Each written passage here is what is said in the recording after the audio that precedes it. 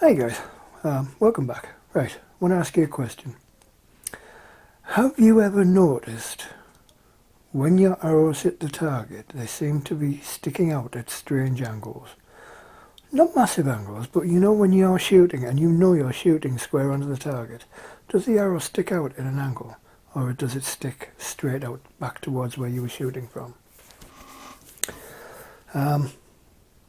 If it does, if it is at a slight angle to where you were shooting from, that means your arrows are the wrong length or they're incorrectly spined. Now I'm not going to do anything about to talk about the spine in this video. I'm actually going to do a video on checking the spine of the arrow at a later date. But this is about the importance of the correct length of arrow. Now if you shoot outside the bow, as in if you're a right-handed shooter and you shoot off the right-hand side of the bow, either using a thumb release or a Slavic release or whatever, you've got the bow and it's a little bit more forgiving. You don't have to, arrow length is not quite so important. It's still important, but not quite as important as if you're shooting inside the bow. Just like spine, if you're shooting outside the bow, as in right-handed shooting off the right-hand side of the bow, is a little bit more forgiving. But if you're shooting off the inside of the bow, as in you're a right-handed shooter and you're shooting off the left-hand side of the bow, spine and arrow length are very, very important. Especially seeing as for the most part we are talking, or I am talking about visually impaired archers. And the VI archer gaining or achieving the maximum accuracy. It's hard enough trying to shoot accurately when you can't see. So you've got to get rid of as many of the variables as you possibly can. Now to that end, arrow length really, really, really is important. Now there's lots of videos out there who will tell you about tuning your arrows, about bare shaft tuning and all that sort of stuff. And to be honest with you, I've always thought it was a little bit of a unnecessary step. Because out of all, and this really does make me laugh actually, out of all the videos I've watched and all the people I've listened to talking about arrow tuning, the one thing that always happens is they end up cutting the arrows back to the natural arrow length they should be shooting anyway.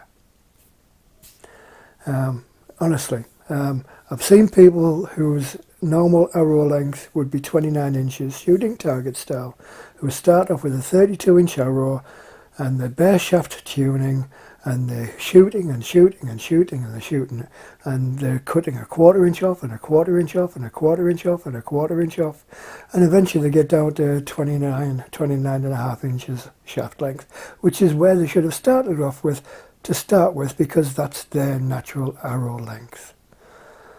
And it always makes me laugh. Now, so that brings me on to the next thing.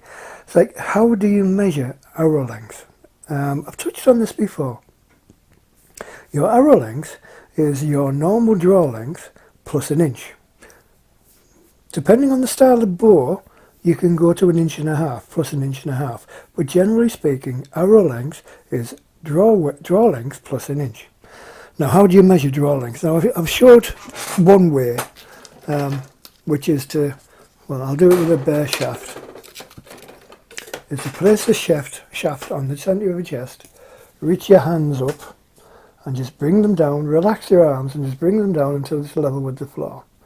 And that, generally speaking, is your arrow length, is your draw length. Now there are other ways of measuring it as well, a little bit more accurately. For instance, if you place the shaft in your armpit, in the pit of your elbow there, and then just rest it. Have your arm 90 degrees and then just relax your hand onto the shaft. Where the tip of your thumb is,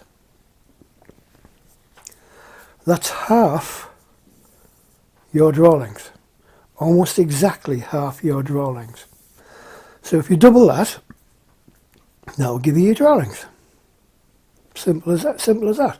That is actually the most accurate way of measuring your draw length. simply place the arrow in the crook of your elbow there. There's actually a ligament on the top there. You just rest it slightly to one side of the ligament. Just rest it, and then just relax your hand onto the shaft, and so that your thumb just wraps around slightly. That is half your draw length. Just double it and you've got your draw length. Then add an inch, inch and a half, you've got your arrow length. Now when I say you can add up to an inch and a half, if you're shooting a long bow or a traditional bow, like with something that doesn't have a really thick grip, like a horse bow or a Manchu bow, something like that, you'd add an inch. If you're shooting something with a modern traditional style riser or a target riser, you could add an inch and a half. But what you don't want really is for the arrow to be sticking way past the front of the bow. A little bit is not too, you can get away with it, especially if the arrow is a little bit stiffer. But generally speaking, you don't want the arrow much more than half an inch beyond the front, the target, the front of the bow, the back of the bow, sorry, facing the target. You don't want it much more than half an inch beyond that. So anyway, so you can measure it off your chest, you can measure it off your arm. Another way, which is accurate as well. This is the best way if you're shooting on the right hand, outside the bow. If you're shooting inside the bow, you can do it, but it's a bit of a faff. And basically, just hold the shaft, take it back to, and then where your hand is, that's your arrow length. This is more applicable though when you're shooting outside the bow, if you're shooting with thumb release or Slavic or something like that. And if you're shooting, you're drawing back to your ear, what you would do, actually, I'll just move forward, whoops, without falling over, and get a tape measure. And what did you see we're talking of? And then get the tape measure and then rest it in the crook of your thumb like that. And just draw back with the tape measure between your fingers to where your normal draw length will be. If you anchor off your ear, that's where your draw length is. If you anchor off your chin or your nose, that's where your draw length is. If you're off your ear, take it a little bit further back. And then just measure. And that's actually very accurate as well. And you don't need to be holding the bow to do that.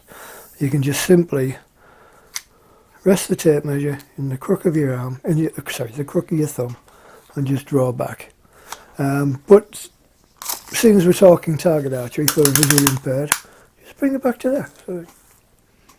And that gives you your draw length.